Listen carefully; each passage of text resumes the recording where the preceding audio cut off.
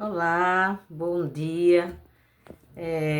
Passando para a gente fazer uma reflexão a respeito do reino de Deus, né? Lembrando aí o final, hoje sábado de Páscoa para o mundo, né?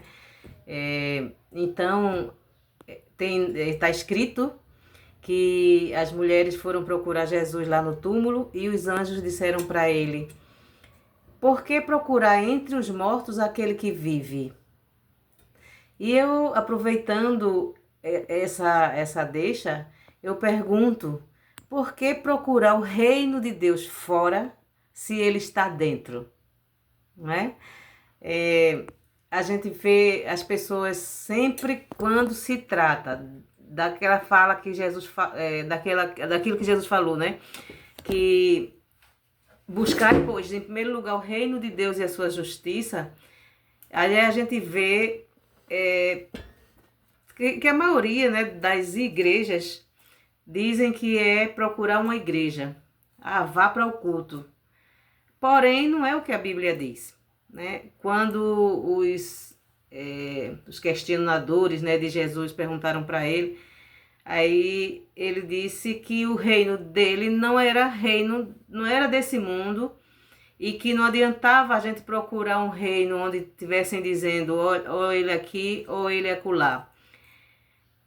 Então, a gente tem que parar para pensar. Se Jesus disse que o reino de Deus está dentro de nós, não é? Então, especialmente quando ele morre, ressuscita e ele vem em forma de espírito habitar em nós, que aí é que ele confirma o reino dele, né? Então, especialmente quando ele conclui todo essa questão de da vinda dele e tal, já veio, já estabeleceu. Na verdade, quem crê na graça de Deus, sem crer que Jesus já estabeleceu todas as coisas, que ele voltou, que ele habita em nós, né? Então, baseados nesta fala de Jesus, que o reino de Deus está dentro de nós, a gente precisa meditar na palavra, né? O que na verdade é o reino? Aí a gente já sabe, porque Paulo disse lá em Romanos 14, 17, que o reino de Deus, ele não é comida e nem é bebida, né? Então a gente já sabe que não é um reino físico. Assim como Jesus disse, não, você não vai ver o reino, ele é espiritual, não é político, né? Então, se ele não é comida nem bebida, aí Paulo continua no mesmo versículo de Romanos 14, 17, e ele diz, vamos conferir aqui, o reino de Deus não é comida nem é bebida. Então, não tem essas questões de mandamento, de alimento, né? Ai, meu Deus, o coisa fica caindo aqui. Não é aquelas questões de alimento, que se faz jejum, se come ceia, se come pão, se toma água, se come carne de porco. Não é nada disso. A gente precisa acostumar que agora a graça de Deus, o reino de Deus é espiritual. E é pra gente usufruir desse reino. Aí as pessoas ficam perdendo muito tempo com discussões, com letra, né? A letra mata e o espírito vivifica. Então, o apóstolo Paulo diz aqui em Romanos, no capítulo 14, 17, ele diz assim o seguinte. Ai, Jesus, cadê? 14, 17. Porque o reino de Deus não é comida nem bebida. Aí ele continua dizendo, mas é justiça e paz e alegria no Espírito Santo. E onde é que está o Espírito Santo? Habitando dentro de nós. Então, o reino de Deus é completo, é perfeito, é bom, é agradável, é justiça, é paz. Se o crente em Cristo Jesus não está tendo paz, é necessário buscar esse reino, procurar compreender estas qualidades que está dentro de nós. O mesmo apóstolo Paulo, ele vai mostrar esse reino com mais clareza em Gálatas, no capítulo 5. A gente precisa não apenas ler, mastigar os versículos, a palavra, compreender, não é? Então, aqui em Gálatas, no capítulo 5 e no versículo 22, Paulo vai falar do fruto do Espírito. Se o Espírito está dentro de nós e ele tem um fruto a ser manifestado, é importante a gente entender que tudo isso já está dentro de nós, nós estamos completos. Então, diz assim, ó, mas o fruto do Espírito, porque ele acabou de falar sobre as obras da carne, nós temos duas naturezas, a humana e a espiritual, né? Então, o fruto do Espírito é amor. Então, todos nós temos amor dentro de nós. O amor é o próprio Deus. Deus é amor. Então, nós temos esse fruto. Alegria.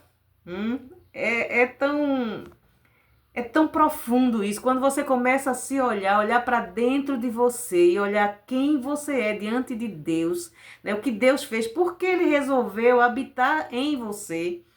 Não é? Então você começa a entender como é maravilhoso. A alegria não é algo que você busca fora. Você não vai encontrar nem paz, nem alegria, nem amor fora.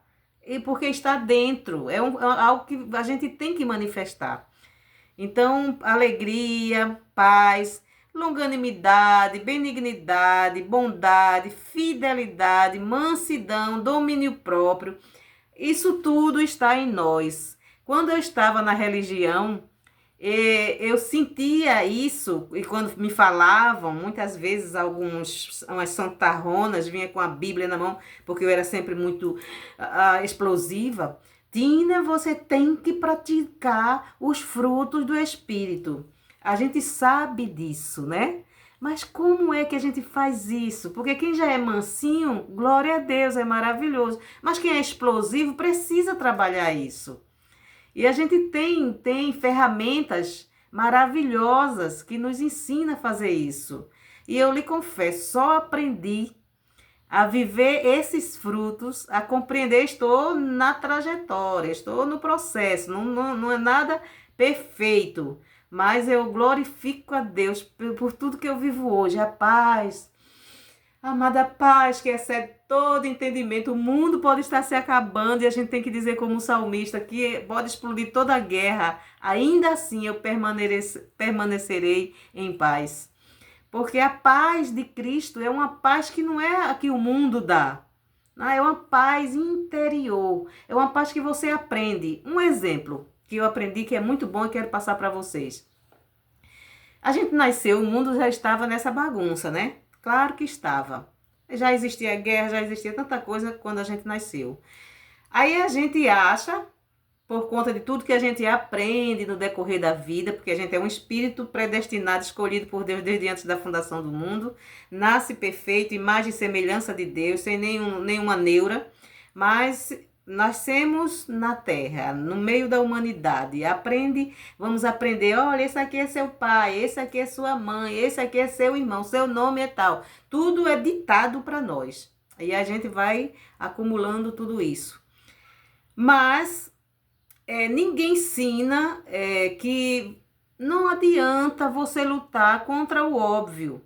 Se as coisas estão acontecendo, você não tem como mudar determinadas coisas.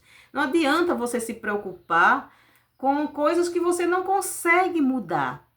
Então, relaxa, faz como as águas, quando encontra as águas descendo para o mar, elas encontram obstáculos no meio do caminho, e eles não param, a água não para, os rios não param, dizendo, eita, um obstáculo. Não, elas simplesmente se retornam ao redor do obstáculo e seguem em frente. É o que a gente tem que fazer, a gente não tem que estar reagindo a coisas que a gente não tem como mudar. Sabe, não deve nem ocupar a nossa mente.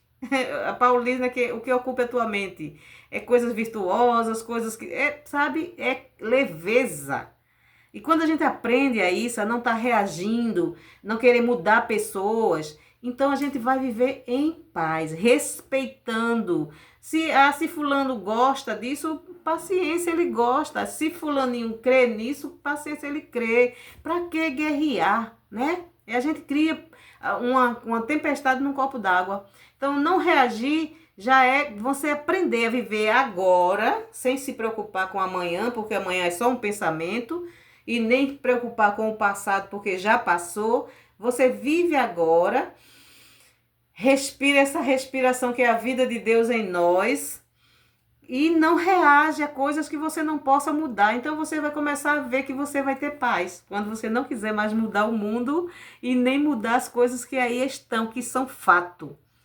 Então, queridos, esses frutos, esse fruto, né? Porque ele diz que é no singular, é o fruto, o Espírito tem tudo isso. Amor, alegria, paz, longanimidade, benignidade, bondade, fidelidade, mansidão, domínio próprio. E a gente tem que encontrar as ferramentas certas para a gente aprender a praticar essas coisas. E tem ajuda, sabe? Eu, depois que saí, realmente, como eu estava falando, né, saí desse sistema religioso, onde agora sou vista como tantas coisas, que não estou nem aí, cada um que tem seu prisma de viver, né? Mas eu estou muito feliz, agradecida, e vamos fazer isso, amados. Sabe? Porque, em primeiro lugar, a gente viu que o reino de Deus não é comida, nem bebida, mas é paz, justiça e alegria. Então, e a gente já viu onde é que está a alegria. A alegria está dentro de nós, a paz, o amor, tudo mais. Em terceiro lugar, nós já vimos também onde é até na Bíblia, onde é que está o fruto desse reino, né? E a lei que rege a nossa mente, a graça de Deus, ela agora já foi escrita na nossa mente e no nosso coração, né? Conforme diz aqui Hebreus 10, 16. Hebreus 10, 16, que o Senhor falando aqui, Paulo repetindo que tinha sido a promessa, esta aliança que farei com eles, falando de onde estavam para um futuro que já é nosso passado, já aconteceu. Então farei com eles esta aliança, diz o Senhor, porei no seu coração as minhas leis e sobre a sua mente as escreverei.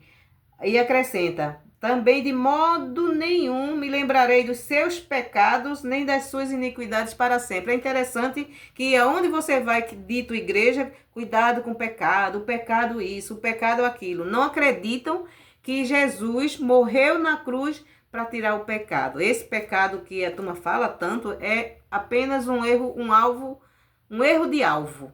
Quando você vai estudar, se deleitar realmente nas escrituras, você vê que hoje tem as obras da carne. Se você quiser aproveitar para dar uma olhada lá no Gálatas 5, a partir do 19, você vai ver que não é diabo, não é pecado, mas é a sua carne que você conscientemente escolhe. Ou você vive as coisas do Espírito, o reino de Deus, ou vai viver procurando as coisas da carne, da natureza humana, que é muito passageira. As coisas do Espírito é eterna. Então, precisamos entender que o Senhor já escreveu, olha, a graça de Deus agora está na nossa mente, no nosso coração, que muitas vezes mente e coração é tudo a mesma coisa, né, nos originais. Então, Paulo diz assim, então renove a sua mente. Você tem que estar preocupado em estar olhando para você, para dentro de você. Quem é você? Quem é Deus em você? O que é Cristo em vós? A esperança da glória, né? Não é uma esperança que vai acontecer. Já aconteceu, porque já está estabelecida a graça de Deus. Nós que recebemos a abundância da graça, estamos reinando em vida. Reinando, somos reis e rainhas, e Deus é o rei dos reis. Nós somos reis e rainhas, estamos reinando em vida. Portanto, queridos, é somente aprender a trabalhar a nossa mente, sabe? A mente de Cristo. Não é nem a nossa, porque a nossa da carne, né, é complicada. O homem natural não entende as coisas do Espírito porque lhe parecem loucura. Então, é a gente começar a buscar dentro de nós este reino e procurar viver estas coisas do Espírito, coisas espirituais.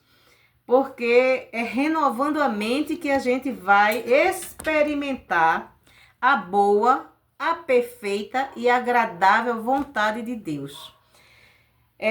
Concluindo, buscar o reino de Deus é buscar ele dentro de você, é descobrir esse potencial glorioso do Deus vivo para se manifestar, porque Deus somos nós manifestados. Deus resolveu habitar em nós para que a gente possa manifestá-lo nesta terra. E aí a gente tem que meditar nessas coisas, amor, alegria, paz, O que é que cada coisa dessa significa? Como é que a gente tem que viver estas coisas no nosso cotidiano, no nosso dia a dia, né? A intolerância com quem não é crente, com quem não é da nossa religião, com quem não é do nosso partido político, com quem não é do nosso time de futebol. Gente, acorda, tá na hora dessas coisas bestas mudarem. Nós somos outro tipo de coisa, de pessoas, nós somos espirituais, nós temos um reino para a gente reinar, sabe? Reinar em vida. Então, a Bíblia diz que nós somos santuários do Deus vivente, nós somos o templo do Deus vivo, a casa de Deus, somos nós somos o altar do Senhor, nós somos vasos de barro com excelência habitando dentro de nós. É tão maravilhoso, amados. A gente só precisa meditar, parar de viver no automático, sabe? A gente precisa parar para pensar, para renovar nossa mente e entender que nós já estamos reinando em vida. Um dia abençoado, uma semana gloriosa para cada um de vocês.